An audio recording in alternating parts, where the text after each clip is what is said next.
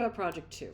So just like project 1, we can do this in a simpler way or a more complicated way. Completely up to you. The first way is the exact same way that you would do project 1 in the less complicated way. So here's my page. I have 3 boxes for my 3 drop caps. I have 3 sections for my process sketches. And I can grab this box and do place. Let's see, I picked Mugda's just for the fun of it. Well, actually, for a reason. So I'm going to do show import options because we have 3 artboards. I'm going to hit open, and I'll put that one in, place, do it again. I'll do the second one, and then place.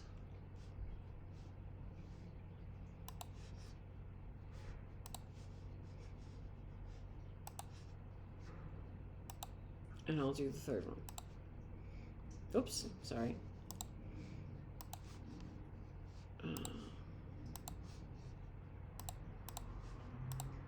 There we go. And then I can grab all 3 of them and I can say object, fitting, fit content proportionally. And by the way, you're saying, why is there a gray box? It's because I put a gray box in InDesign. Here, I'll do a no fill. So there they are.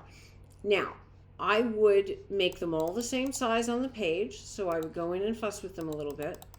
You want them to look like a set, right? So you want the letters to be more or less the same size. Take a little time to fuss with them. This is your portfolio. You're trying to make a good impression, right? And then your sketches go here. Easy peasy lemon squeezy. So that's the easy way. The more complicated way, and I would recommend this if you don't feel like all 3 of them are super strong and you only want to pick 1 or 2 of them to show, would be to do something like this. And you say, well, what about this? I'm not going to show this. I'll show you how I'm going to put this into InDesign. So this is a comp. Let me go back to the beginning. This is a Photoshop template file that I have included in week 16 of Brightspace. Let me go find it. So in project 2 on Brightspace, week 16, I have 2 of these Photoshop templates. You can go find your own if you don't like either one of these. I have this one and I have this one.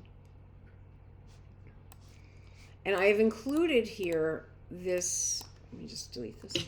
I have included this InDesign file called fake page. And this is the important part that I want to explain to you. Here is the fake page, right? I put in a chapter heading. I put in some fake copy. This is a fake page number. None of this is on a parent page. It's all fake out.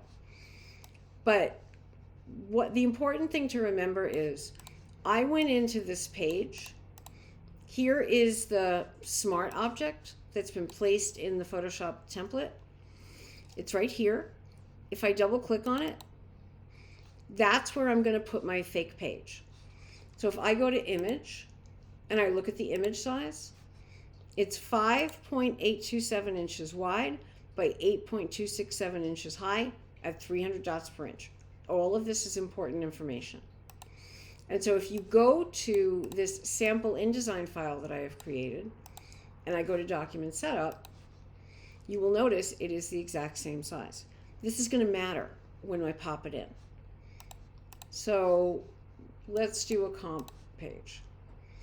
I'll draw a box.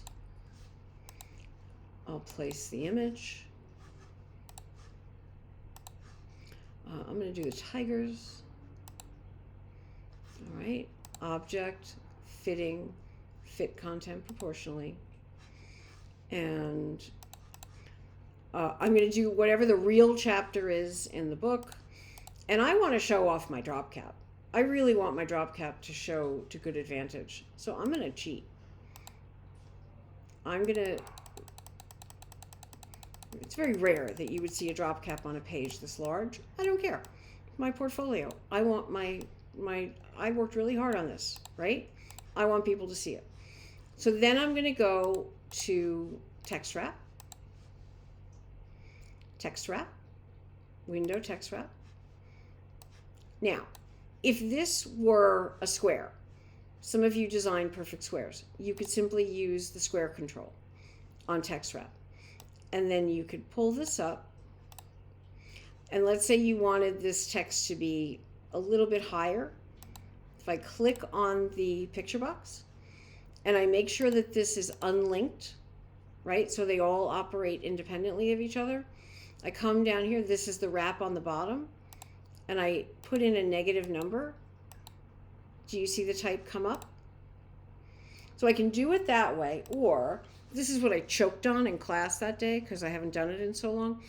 This is the one you want. Wrap around the object shape. This is for an irregularly shaped object, and then you come down here and you do detect edges. So InDesign now uses AI to detect the edges of the image. I think you can see how messed up this is, right?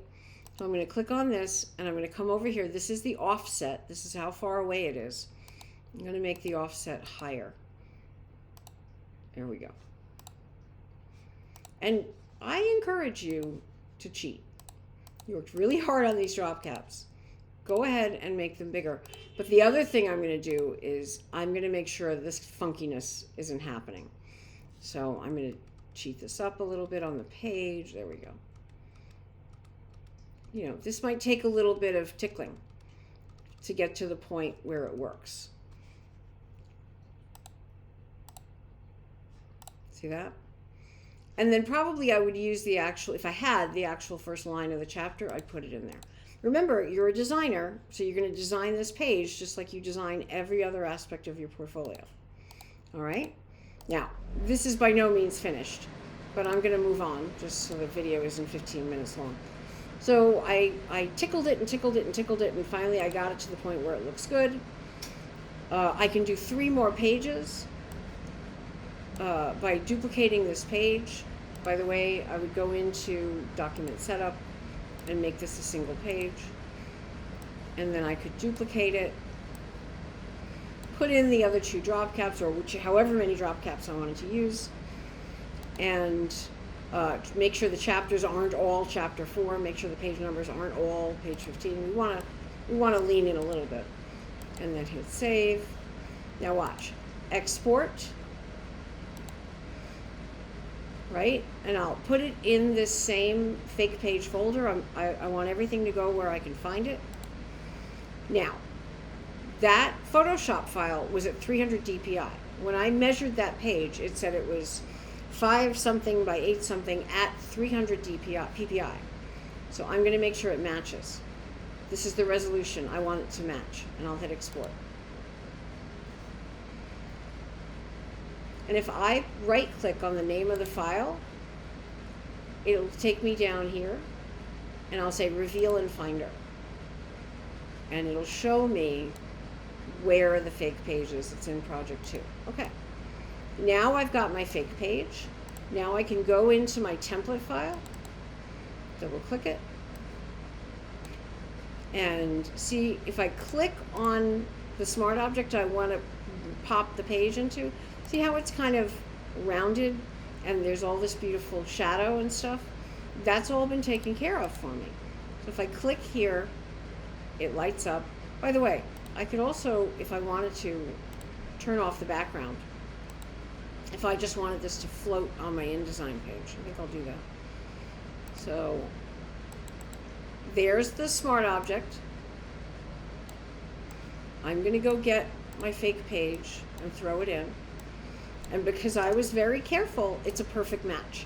I don't have to non-proportionally scale this, and it'll look great. And so I'll close this, and it'll say, do you want to save the change? And I say, yes, I do. And as you can see, the Photoshop template has mapped my image to this page. Now, it's an untitled file. That's because it was a template file when I began. I'll hit save. I'll save as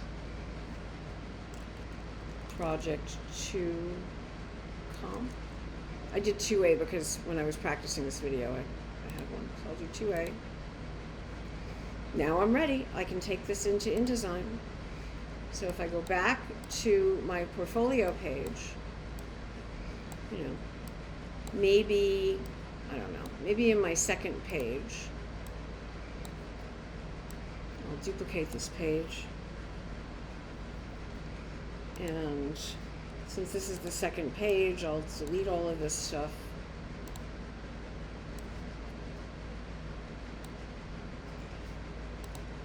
Place. Where is it? Oh, I put it in project 1. Sorry. Bad Chris, no biscuit. I'll bring it in. And I'll go into object, fitting, fit content proportionally. Oops. And I don't need this page, this left-hand page. Who needs it? Most of the time when you have a book, the chapters begin on the right-hand pages. So I'm just going to crop that right out of my life. And then I can kind of wiggle this in.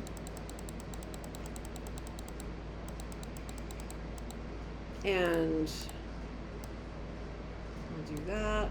Finger on the shift key, finger on the option key.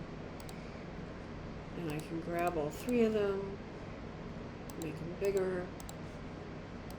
And there's my page. And I can go back now and do this page and do this page and pop them in. They've all been sized to the same, basically to the same size. Okay? So here are my drop caps, nice and big. These are my process sketches. Here are my pages. And I can talk a little bit about the assignment. And if you decide that you don't want to show all 3 drop caps, don't show all 3 drop caps. It's your project. You have to decide for you what the best way to present it is. All right, that's project 2.